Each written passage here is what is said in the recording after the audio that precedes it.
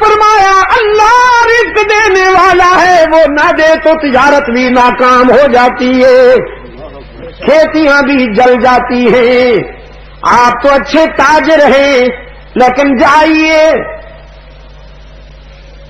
سمندر میں رہنے والی مچھلیوں سے پوچھیے وہ کس منڈی میں جا کر رزق حاصل کرتی ہیں، سارا میں بسنے والی چیونٹیوں سے پوچھیے انہیں کس تجارت سے رزق ملتا ہے، پتھروں میں بسنے والے کیڑوں سے پوچھیے وہ کون سی کھیتی باڑی کرتے ہیں۔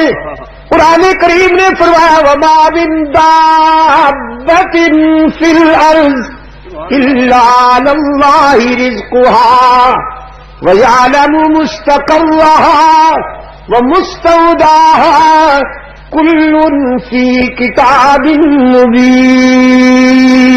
مبین۔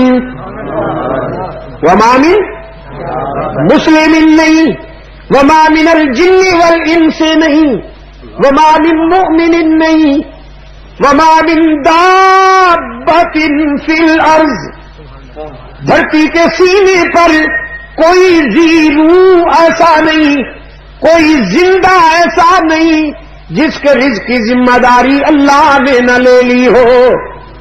وہ سب کو رزق پہنچا رہا ہے، سب کا پتہ بھی جانتا ہے، سب کا ٹھکانہ بھی جانتا ہے۔ تم اسے بھول بیٹھے ہو لیکن وہ تمہیں ایک لمحے کے لیے بھی نہیں بھولتا۔